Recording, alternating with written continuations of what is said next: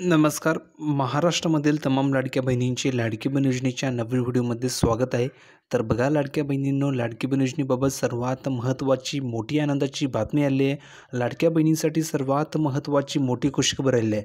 लाडक्या बहिणींसाठी सर्वात महत्त्वाची मोठी गुड न्यूज या ठिकाणी सरकारने दिली आहे. त्यामुळे सर्वच बहिणी खुश झाल्या आहे. बहिणींनो, तुम्हाला ज्या हप्त्याची प्रतीक्षा होती, फायनली ती प्रतीक्षासुद्धा संपलेली आहे. कारण की ज्यावेळेस तुम्ही वाट बघता त्यावेळेस नेमका तुमचा हप्ता तुम्हाला येऊन मिळतो.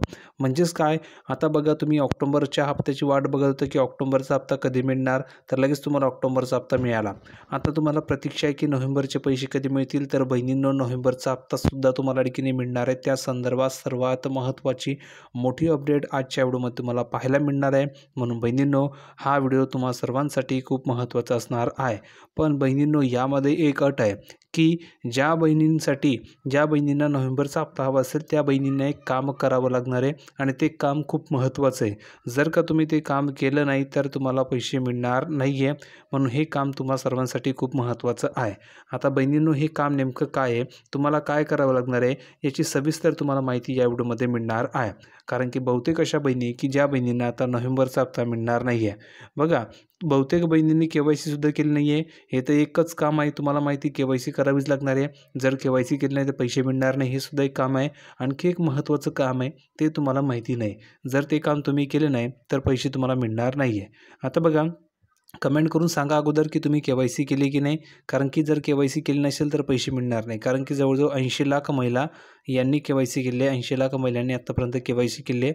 अजूनही जवळजवळ बघा भरपूर महिला बाकी आहेत. जवळजवळ 2.5 कोटी महिला आहेत. किती 2.5 कोटी महिला या योजनेचा लाभ घेत आहेत. तर 2.5 कोटीपैकी फक्त 80 लाख महिलांनी योजनेचा लाभ या ठिकाणी KYC केली आहे.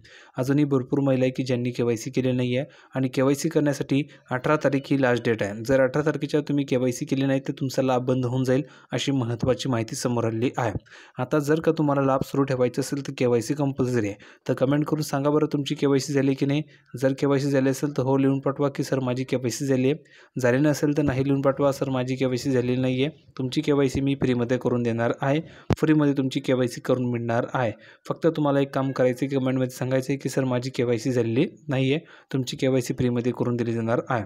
आणि KYC करताना बऱ्याचशा अडचणी येत आहेत.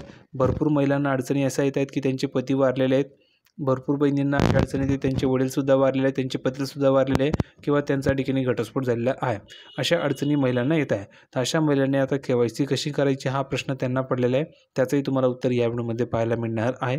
तर हा व्हिडिओ तुम्हा सर्वांसाठी खूप महत्त्वाचा आहे. फक्त व्हिडिओला शेवटपर्यंत नक्की बघा.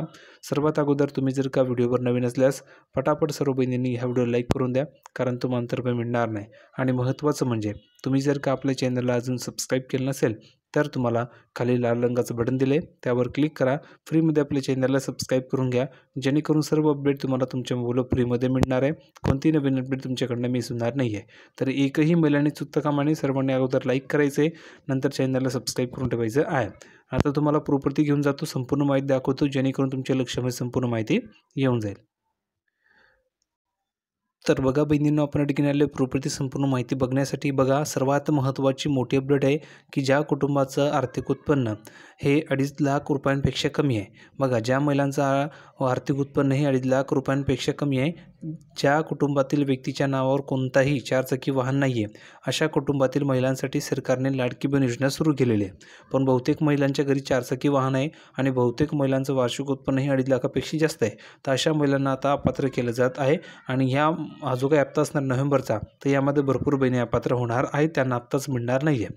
आता बघा, या योजनेअंतर्गत दर महिन्याला महिलांच्या बँक खात्यामध्ये 1,500 रुपये जमा होतात. ही गोष्ट लक्षात ठेवा. आता बघा, सरकारची ही एक महत्त्वाकांक्षी योजना आहे. मात्र या योजनेमुळे आता सरकारच्या तिजोरीवर या ठिकाणी मोठा आर्थिक ताण पडत असल्याचं देखील समोर आलेलं आहे. कारण की एवढी रक्कम बहिणींना द्यावी लागत आहे. दरम्यान ही जी काही योजना आहे, तर ही योजना जेव्हा सुरू करण्यात आली होती तेव्हा ह्या योजनेचा जो काही लाभ आहे तो लाभ घेण्यासाठी काही निकष देखील ठरवण्यात आलेले होते. मात्र अनेक महिला या योजनेच्या निकषामध्ये बसत नसताना देखील अशा महिलांनी या योजनेचा लाभ घेतल्याचं समोर आलेलं आहे. बघा, ज्यावेळेस ही योजना सुरू झाली त्यावेळेस काही निकष होते. त्या निकष या ठिकाणी महिलांना माहिती होते. पण तरीसुद्धा त्यावेळेस काय होतं, निवडणूक होती आणि निवडणूक असल्यामुळे त्यावेळेस महिलांनी काय केलं, फॉर्म भरले आणि निवडणुकीमुळे या ठिकाणी जे काही फॉर्म होते ते या ठिकाणी चेक झाले नाही आणि ते फॉर्म चेक झाले नाही. त्यामुळे काय झालं, तर सर्वच बहिणींना सरसकट लाभ मिळत गेला. म्हणजेच त्या अपात्र असतील, निकषामध्ये बसत नाही अशा बहिणींनासुद्धा लाभ मिळत होता. मग सरकारच्या निर्देशनामध्ये आले की एवढ्या बहिणींनी फॉर्म भरलेले आहे, एवढ्या बहिणींना पैसे आपल्याकडे नाही आहे, मग एवढी रक्कम आणायची कुठून? मग सरकारने काय केलं, तर ज्या काही अपात्र बहिणी ज्या काही निकषामध्ये बसत नाही अशा बहिणीची चेकिंग सुरू केली. तर चेकिंगमध्ये भरपूर अपात्र बहिणी सापडल्या आणि मग सरकारला डाऊट आलं की भरपूर अपात्र बहिणी ह्या योजनेचा लाभ घेत आहेत. मग सरकारने काय केलं, तर आता अशा अपात्र बहिणींना बाद करायचं, त्यांचा लाभ बंद करायचं हे ठरवलं. तर त्यासाठी वारंवार या ठिकाणी वेगवेगळ्या पर्याय करून चेकिंग केली जात होते.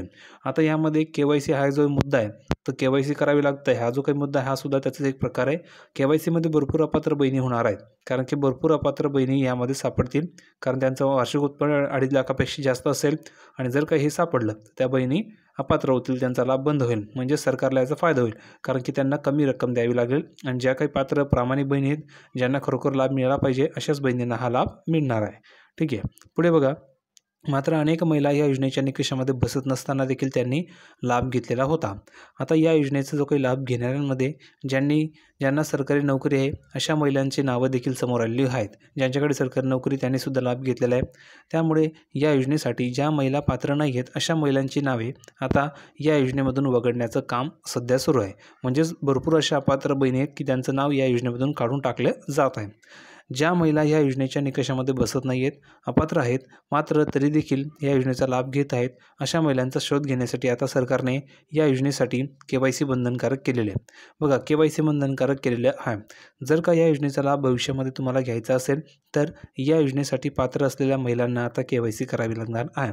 ज्या महिला KYC करणार नाहीत त्यांचा हप्ता बंद होऊ शकतो. दरम्यान आता या योजनेसाठी KYC करण्याची जी अंतिम मुदत आहे ती 18 नोव्हेंबर आहे. 18 तारखेच्या तुम्हाला KYC करायची आहे. जर का 18 तारखेच्या तुम्ही KYC केले नाही तर तुमचा लाभ बंद होऊन जाईल, अशी महत्त्वाची अट सरकारने सांगितलेली आहे. आता यामुळे काय होणार आहे, भरपूर अपात्र बहिणी सापडणार आहे. म्हणजेच काय, आता KYC करण्यासाठी अवघे 8 दिवस शिल्लक आहेत. किती? अवघे फक्त 8 दिवस या ठिकाणी शिल्लक आहेत. त्यामुळे जर या 8 दिवसांमध्ये या योजनेसाठी पात्र असलेल्या महिलांनी KYC केले नाही तर त्यांचा जो काही हप्ता आहे तो बंद होण्याची शक्यता आहे. म्हणून तुम्हाला हप्ता जर का सुरू ठेवायचा असेल तर KYC करावी लागणार आहे. तर कमेंट करून सांगा बरं, तुमची KYC झाली की नाही. झाली असेल तर हो लिहून पाठवा की सर KYC झाली आहे, आणि झाली नसेल तर नाही लिहून पाठवा की सर KYC झालेली नाही आहे, तुमची KYC मी फ्रीमध्ये करून देणार आहे. पुढे बघा. दरम्यान सरकारने या योजनेच्या KYCसाठी सध्या तरी 18 नोव्हेंबरपर्यंतची जी मुदत आहे ती दिलेली आहे आणि ही जी काही मुदत आहे ही मुदत वाढवून मिळवण्यासाठी महिलांची या ठिकाणी प्रयत्न चालू आहे की मुदतवाढ झाली पाहिजे आणि ही मुदतसुद्धा ठिकाणी वाढण्याची शक्यता कमी आहे. मात्र तरी देखील ही मुदत वाढली जाणार का हे पाहणं देखील महत्त्वाचं ठरणार आहे. जर 18 नोव्हेंबरनंतर देखील एखाद्या पात्र लाभार्थी महिलेची KYC बाकी असेल तर हप्ता बंद होण्याची शक्यता आहे. म्हणून KYC पटकशी करून घ्या. म्हणजे जेवढ्या लवकर तुम्हाला KYC करता येईल तेवढ्या लवकरात लवकर पटकन तुम्ही KYC करून घ्यायची आहे, तरच तुमचा फायदा होणार आहे. नंतर 18 नोव्हेंबर त्याच्यानंतर जर का मुदतवाढ झाली नाही तर तुमचा लाभ सरसकट बंद होऊन जाईल. म्हणून बहिणींनो, याकडे दुर्लक्ष करू नका, KYC करून घ्या. तुमच्या हक्काचे पैसे आहेत ते बंद होऊन जातील, ही गोष्ट लक्षात ठेवा. तर हा व्हिडिओ तुम्हाला कसा वाटला कमेंटमध्ये सांगा. ही जी काही अट आहे ही बंधनकारक, जर ही तुम्ही केली नाही तर तुमचा हप्ता मिळणार नाही. नोव्हेंबरचा जर हप्ता हवा असेल तर KYC करावीच लागणार आहे, नाहीतर पैसे मिळणार नाही आहे. व्हिडिओ कसा वाटला कमेंटमध्ये सांगा. व्हिडिओ आवडला असेल तर लाईक करा आणि महत्त्वाचं म्हणजे काही डाऊट असतील, काही शंका असतील तुम्ही कमेंटमध्ये विचारू शकता. तर बहिणींनो, चॅनलला सबस्क्राईब करायला विसरू नका. भेटूया पुढच्या व्हिडिओमध्ये नवीन अपडेट घेऊन. तोपर्यंत धन्यवाद.